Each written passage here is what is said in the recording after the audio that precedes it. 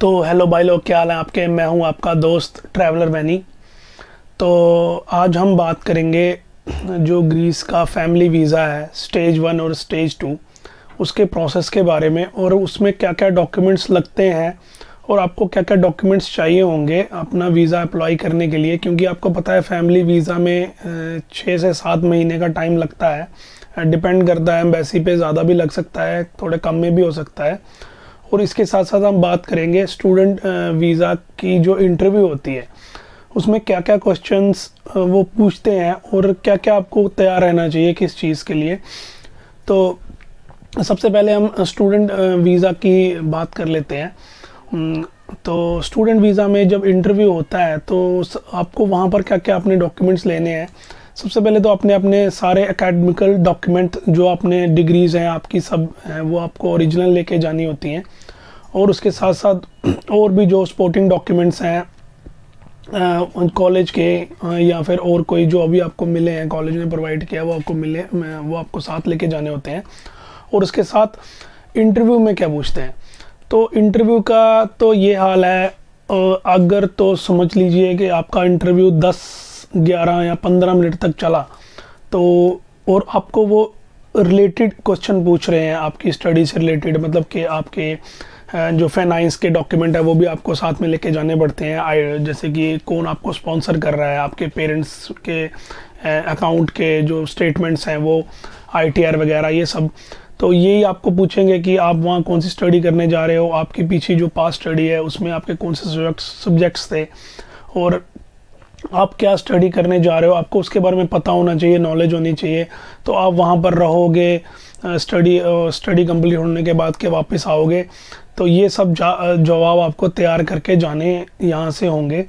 तो और आप ज़्यादातर आपके रिलेटेड पूछें। अगर वो फालतू के सवाल पूछेंगे कि आपकी जी शर्ट का कलर क्या है, आपने ब्रेकफास्ट में क्या खाया था, या आपके शूज़ का कलर क्या है, या आप कैसे आए हो, तो उसकी बस का कलर क्या था, ऐसे फालतू जैसे कोई क्वेश्चंस अगर पुट करने शुरू कर देंगे तो फिर समझ लीजिए रिजेक्शन के ज़्यादा चांसेस हैं। फिर वो टाइम पास कर रहे हैं क्योंकि उनको अपनी ड्यूटी करनी है, तो वो कुछ ऐसे फालतू क्वेश्चन पूछेंगे कंप्यूटर से देख के। अगर आपको क्वेश्चन पूछ रहे हैं फालतू के तो समझ लीजिए रिजेक्शन के चांसेस ज़्यादा हैं। और लंबा खिंच दिया इंटरव्यू, जैसे कि टाइम लगाया काफ़ी इंटरव्यू में, तो रिजेक्शन के चांसेस ज़्यादा हैं। तो अगर तो आपसे वो रिलेटेड ही क्वेश्चन पूछ रहे हैं आपकी स्टडी के रिलेटेड, वहाँ पर क्या स्टडी करने जा रहे हो, कैसे जा रहे हो, कहाँ रहोगे, क्या करोगे, तो आपको मतलब अपना कैसे खर्चा मैनेज करोगे, ऐसे क्वेश्चन पूछेंगे, रिलेटेड होंगे जो, तो आपके वीज़ा से या आपको लगेंगे कि ये रिलेटेड है, तो जी समझ लीजिए आपके वीज़ा के चांसेस अच्छे हैं, आपके वीज़ाज आ जाएंगे। 10-15 मिनट से ज़्यादा इंटरव्यू लेने का कोई मतलब नहीं बनता। तो ये था स्टूडेंट्स के लिए जो इंटरव्यू का जो वहाँ पर तैयारी करके अपनी पूरी जाइएगा। और अब है मैं फैमिली वीज़ा के बारे में बताता हूँ। तो उसके लिए कोई गलती ना हो जाए, वैसे तो मुझे याद है लेकिन मैं आपको फिर भी देख के बताऊँगा क्या मतलब कि क्या क्या डॉक्यूमेंट्स लगते हैं। तो आप ना एक बार नोट डाउन कर लें अगर हो सके तो नोट डाउन। तो इसमें तो सबसे पहले जब स्टेज 1 जो होता है उसमें सबसे पहले आपको चाहिए होता है आपका मैरिज सर्टिफिकेट चाहिए होता है।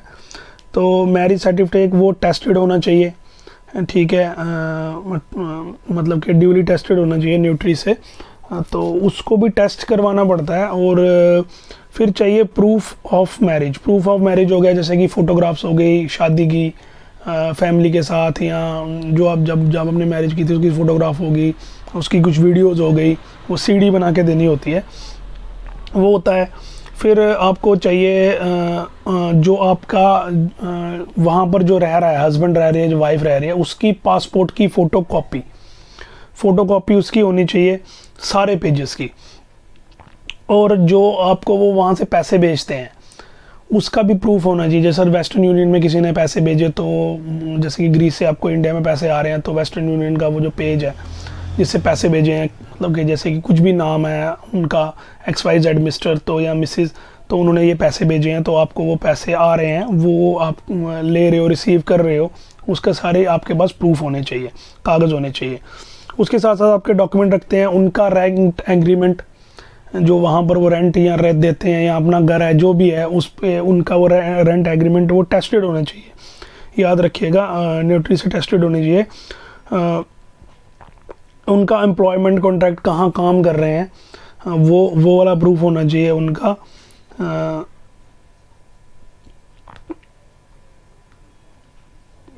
वहाँ से कोई भी जो होना चाहिए, जो उनको लेटर मिली हुई है कि उनको वहाँ पर रहने की परमिशन मिली हुई है, वो भी होनी चाहिए।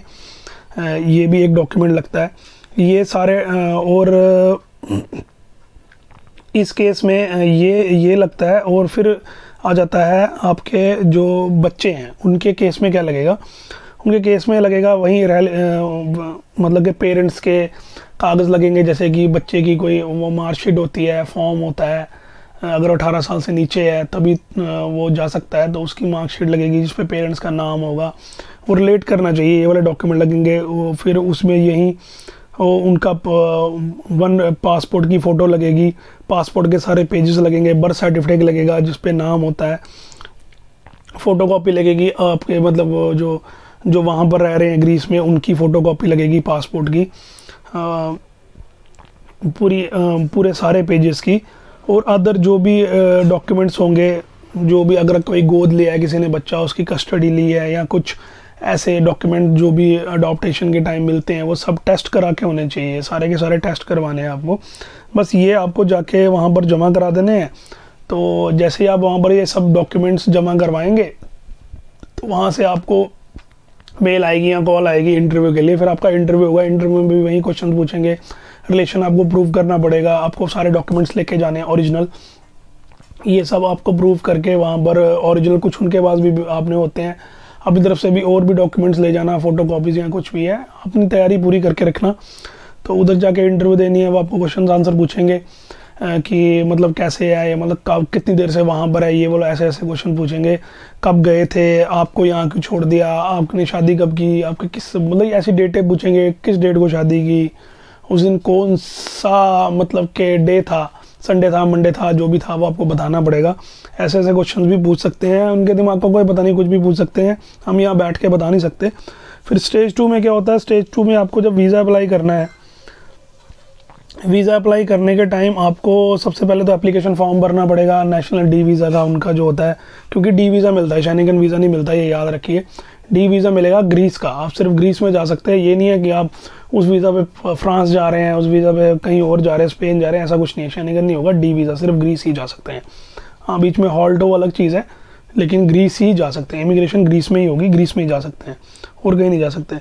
बस फिर वो आपकी वहीं पासपोर्ट लगेंगे, कलर फ़ोटो लगती है एप्लीकेशन के साथ,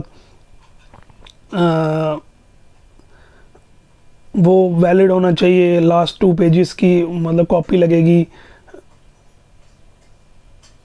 कोई वीज़ा आपने पिछले 10 साल में लिया है, उसकी को अगर लिया है तो वो उसका भी आपको प्रूफ देना है। हाँ, एक चीज़ और, पुलिस क्लियरेंस सर्टिफिकेट PCC भी लगेगी। ये तब लगेगा जब आपको वीज़ा अप्लाई करना है, ये डॉक्यूमेंट्स तब लगते हैं सारे, तब आपको वीज़ा अप्लाई करना है। वो तो आप जहाँ से भी करवाएंगे वो आपको पूरे डॉक्यूमेंट बता देंगे।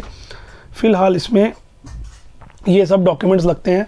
और इंटरव्यू स्टूडेंट में भी होती है, फैमिली वाले में भी होती है। स्टूडेंट में थोड़ा कम टाइम लगता है और फैमिली वाले में थोड़ा ज़्यादा टाइम लगता है। स्टूडेंट में जल्दी हो जाता है। वर्क वीज़ा का भी इंटरव्यू होता है, सम केसेस में होता है, तो उसमें भी यही है कि काम करने जा रहे हो, क्यों जा रहे हो, क्यों इस ग्रीस में ही क्यों काम करना है, ये ऐसे क्वेश्चंस इंटरव्यू में पूछते हैं, वर्क वीज़ा में भी। तो इसका भी पूरा ध्यान रखें। तो अगर आगे और भी कोई नई इन्फॉर्मेशन होगी तो मैं आपके लिए लाता रहूँगा। तो चैनल को सब्सक्राइब करें, लाइक करें, शेयर करें, किसी और को भी ज़रूरत हो तो वो भी इन्फॉर्मेशन यहाँ से ले सके। तो तब तक के लिए बाय बाय।